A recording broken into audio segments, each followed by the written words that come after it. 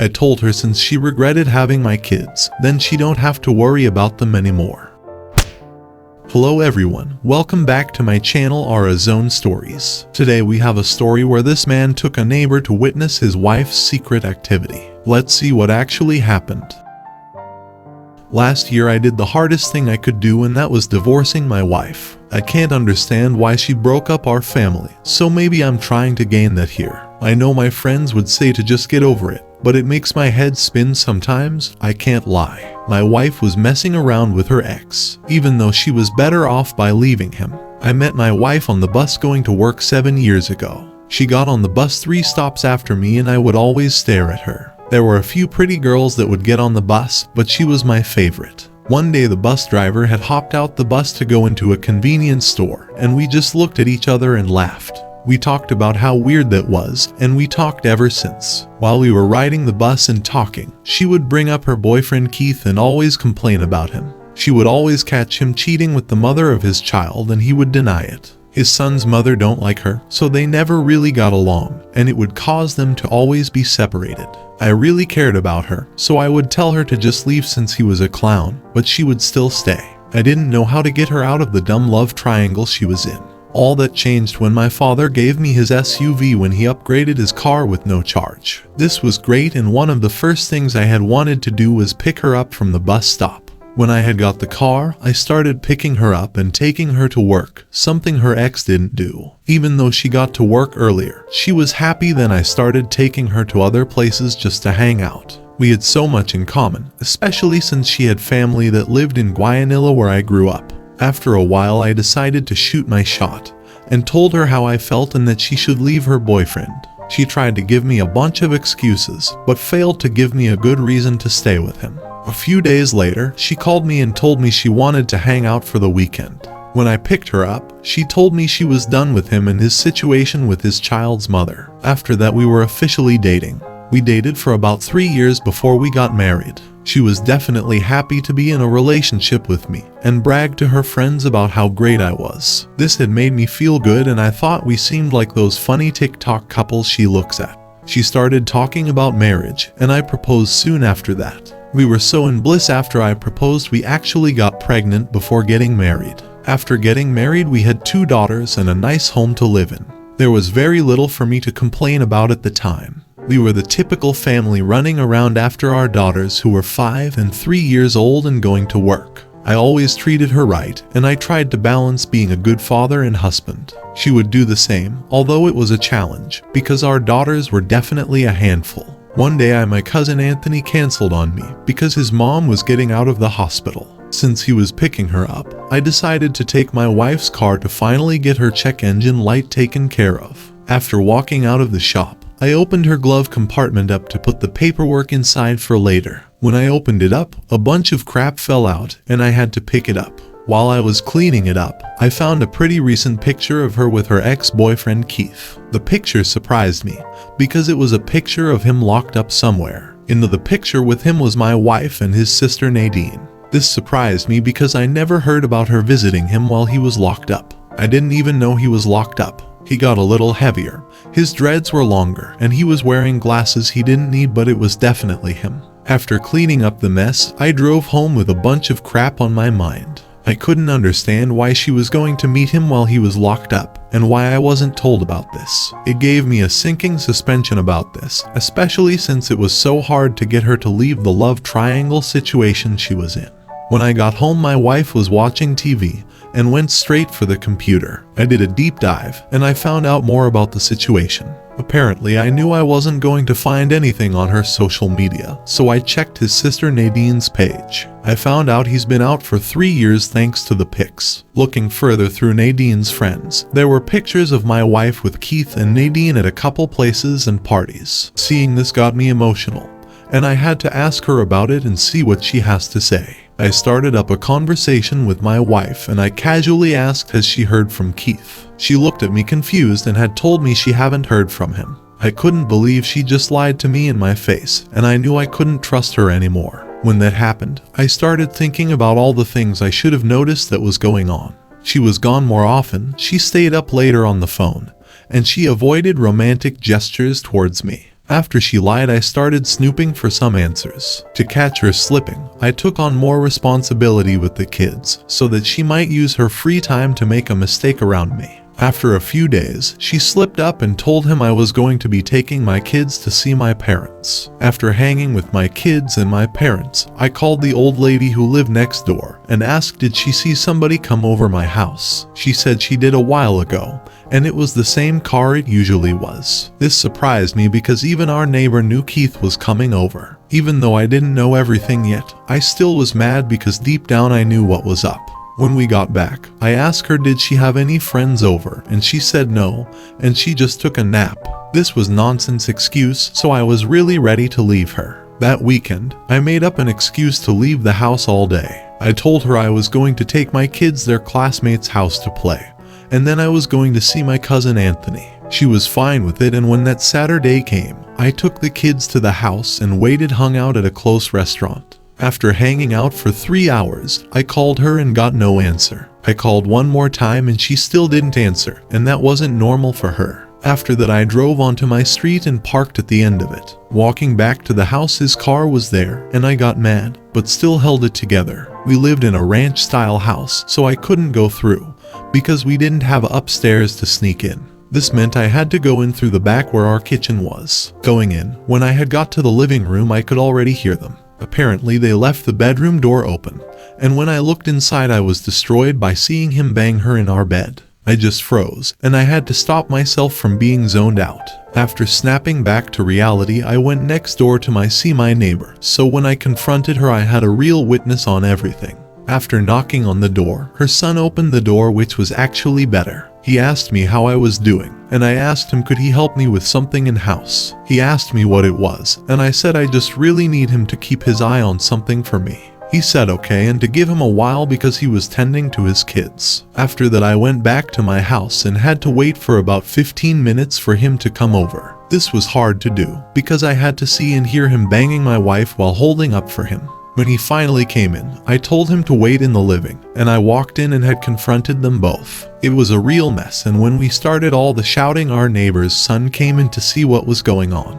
When he came in, Keith thought we were going to jump him, so he hopped out our room window half-dressed, and my wife was embarrassed because she had on nothing but her socks. After shouting I wanted a divorce, she yelled back at me "F you," and we just left back to my neighbor's house. I thanked him for having my back and apologized that I didn't tell him what was going on. I told him I didn't think he would come over if I told him, and he laughed and said I was right. He said he only intended to bring his kids over to see their grandmother, not all this. When night came, I left to my cousin's house to be with him and his girlfriend. While driving there, my wife had called me to curse me out. I told her I did everything for her, and she disrespected me in the worst way. She had claimed it was my fault, and I tricked her into marrying me and having kids when she wanted to work it out with Keith. When she said that I had no feelings for her, I told her since she regretted having my kids, then she don't have to worry about them anymore. She tried to say that's not what she meant, but I hung up on her. She can say what she want about me. She can even say she regret marrying me, but I won't allow her to disrespect my kids. When I got to my cousin's house, I told him everything, and him and his girlfriend never left my side, even through the divorce. I think it brought us even closer. Through the divorce, I ended up getting screwed over hard, because not only did I have to pay alimony and child support, but she got the kids too. Afterwards, she called me and tried to apologize for what she had said about the kids. She said she loved our daughters and don't regret having them, and I asked was her love the reason she destroyed our family. She said didn't mean to do it, but everything changed when she ran into Keith's sister Nadine. She said she ran into her while out at lunch from her job and they started to catch up. She said she asked Nadine about Keith and Nadine said he had got locked up. Apparently, he got stopped on a DUI. And when the cops searched the car, they found marijuana on him and his friends. Plus, they found out the police was already looking for him, so he ended up getting brought in. After hearing this, my wife felt bad, and Nadine asked her could she help support him while he was in jail, and she agreed. After he made parole, he reconnected with her and apologized for how he treated her. And after reconnecting, the affair started for about 2 years. I knew he meant none of it, and recently I heard I was right. A friend of mine told me he ran into a friend of hers and recognized him from hanging with me and my cousin. She asked him how I was and he said I was good. When he asked her how my ex was, she shook her head and told him she should have just stayed with me. Apparently, he was still messing around with his son's mother, so Keith was banging them both. Hearing this just made me roll my eyes and I changed the subject. I tried to save her from this stupid love triangle, but she's still falling for the crap. It's clear he was always a clown, but after seeing what I saw, she liked being treated like another crazy woman. She just can't seem to understand he's not going to let go of his child's mother. If you hear a girl you like talk about her ex all the time, you better run for the hills. He should do paternity test on both of his children. Even if he decide to still be their father, if DNA is negative, at least it'll be out of his own free will. He must record every conversation he have with her. He could have used her little remark about regretting having them to work in his favor. He is right. I personally don't date anyone that is still friends with their ex. Don't need that in my life. Now you just have to go ahead and show everyone that you're better off without her, and make sure your daughters won't be like her. Not to bother you, OP, but you were kind of dumb to mess with a woman like that. If she complains a lot about her lover, friend, partner, or boyfriend, it's because they just can't handle it. And that bothers them, and for me that's a big red flag. Never try to rescue a woman like that again. Now with the post, it is good that you use this place to vent, even if it doesn't seem like it that can relieve you. And if I had to give you a reason why your ex did what he did, it would be because he was never yours to begin with. He just got tired of the pull and loosen up with his ex and needed to rest. But when he saw a new opportunity, he did not hesitate to throw himself at him again. Women can have very low standards for being with someone who is their fantasy or the love of their life. I am in the process of divorcing my husband. We would have been together for 6 years this New Year's Eve. We were married in February 2020. Shortly after our marriage, his father passed away from a heart attack. His mother passed about a year before I met him. Then COVID happened, and we ended up living in his father's house with my new sister-in-law for the rest of 2020 during lockdowns. He was mostly unemployed the entire year, worked some odd jobs here and there, while his sister and I worked from home. I took care of everything. Cleaned, did laundry, bought groceries and supplies for the home. In 2021, we moved into our own home together. In August 2021, I walked in on him pleasuring himself in our living room. Found out he had an online dating site account. He never would let me see his payment history or his account. He blamed me for not having enough bedroom activity with him. We had bedroom activity 3 to 4 times a week, and I did whatever he asked for. On top of that, I had initiated bedroom activity with him earlier that same night, but he said he was too tired. Guess he was just saving it up for his online GF. I made him sleep in the guest bedroom for about a month. He promised he deleted all his accounts, even deleted his Facebook since he said he had been up to some shady stuff on there too. I finally let him back into the bed with me, and lo and behold, I am pregnant by November 2021. I had the baby in July this year 2022, and I have been so incredibly happy since he was born.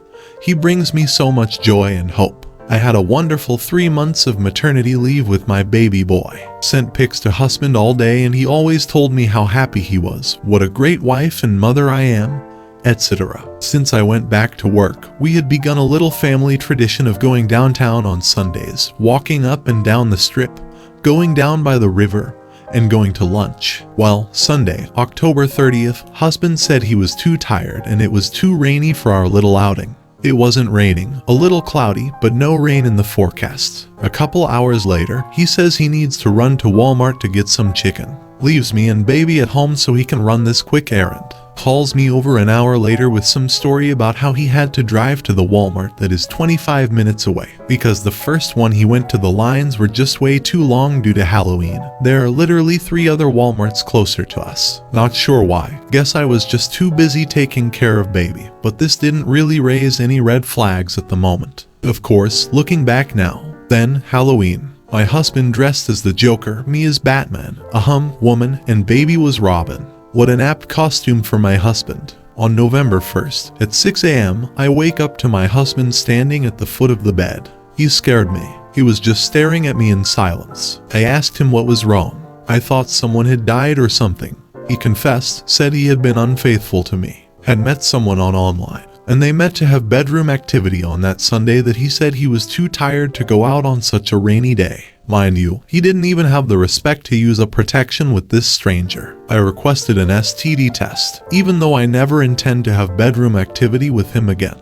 Who knows, maybe my baby boy will have a half-sibling in about 8 months. I told him to get out immediately. He stayed with his sister. After about a week, I met with a lawyer and had him served with divorce papers. I've been taking care of the baby and letting him have a visit with him every other day. Having a baby has really changed me, and all I care about at this point is what is best for him. And my highest priority now is to raise him up to be a good man who says what he does and does what he says. I haven't really cried about the end of our relationship. I did all my crying when I found out about the fiasco. I know that I've done all I could have possibly done for him. Been loyal, carried his son, listened to all of his worries and anxieties, financially supported him throughout our relationship, let him pursue any hobby or interest he ever wanted to, even if it meant I went without. What really makes me cry so much is this deep sense that this is just so unfair to my little baby boy. How could he look into his sweet eyes and walk out on him and his wife on a Sunday afternoon, knowing he was about to betray us and ruin our family? He was only 3.5 months old. Now, he will grow up with a single mom and a single dad.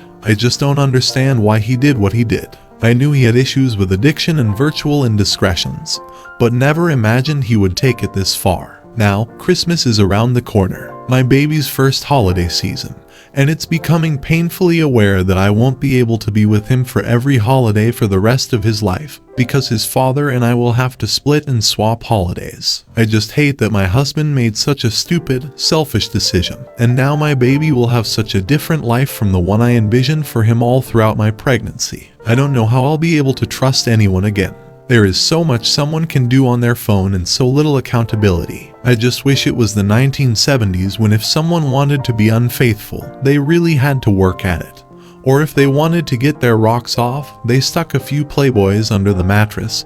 Things are just so complicated these days. You think you find a good one, and they turn out to be a wolf in sheep's clothing. Please someone tell me there are still good men out there. Now she has the opportunity to move on and meet someone who will love, respect, and value her. Her son will get to see what a healthy relationship looks like. She should download a child custody app so she can communicate with her ex and block him everywhere else. She shouldn't let him in her home. That's her place to relax and be at peace. Having him there ruins that.